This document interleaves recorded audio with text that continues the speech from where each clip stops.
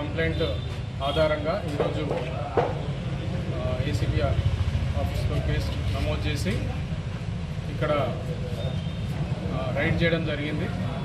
ఎవరైతే ఆ కంప్లైంట్ ఉన్నారో అతనికి సంబంధించిన కొన్ని ఫైల్స్ ఇక్కడ పెండింగ్ ఉన్నాయి. ఆ ఫైల్స్ గురించి దాదాపు 25,000 రూపాయలు ఇవ్వాలని చెప్పేసి ఎంబీఐ గారు అతని అసిస్టెంట్ అతను అడగడం జరిగింది. దాని పరంగా ఆ 25,000 ఏదైతే ఈరోజు ఇస్తుండగా ఆ అసిస్టెంట్ ఎవరైతే ఉన్నారో అతన్ని రెడ్ హ్యాండ్గా పట్టుకోవడం జరిగింది.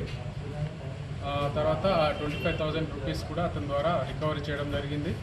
తర్వాత అతను చెప్పిన విధంగా ఎంబీఐ గారిని కూడా అదుపులోకి తీసుకొని విచారించడం జరుగుతూ ఉంది.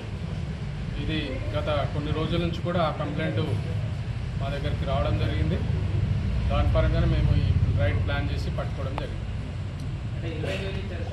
25,000 ఇప్పుడు ఏదైతే ఫైల్స్ ఉన్నాయో ఆ ఫైల్స్ పెండింగ్ ఫైల్స్ క్లియరెన్స్ గురించి ఇవ్వడం జరిగింది. డిమాండ్ ఇంకా మళ్ళీ ఇంకా రికవరీ ఏమైనా ఉందా సార్?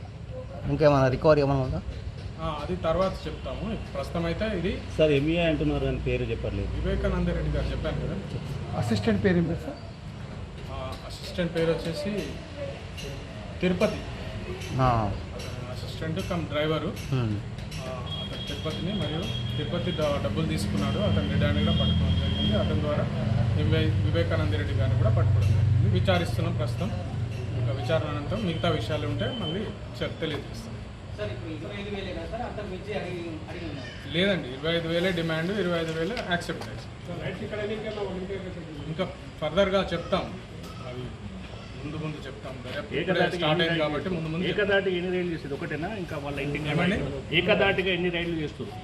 అవన్నీ ఉంటాయి, కానీ ఇంకా మాకు సరైన ప్లేసెస్ ఐడెంటిఫై చేయడము, ఆ తర్వాత అక్కడికి మన అడ్రస్ తెలియదు కదా, అంతా ఇక్కడే ఉన్నాడు కదా, ఆ అడ్రస్లు తెలియదు కాబట్టి ముందు చెప్తాను. ఒక 2-3 అవర్స్లో అవి ఉంటే మళ్ళీ మీకు చెప్తాను.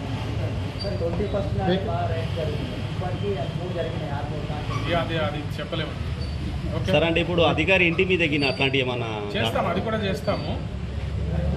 కొంత తాళాలు వేసి ఉండడము అట్లాంటి కొన్ని ప్రాబ్లమ్స్ ఐడెంటిఫై చేసుకోవాల్సినవి ఉన్నాయి. అవన్నీ కూడా చెప్తాము.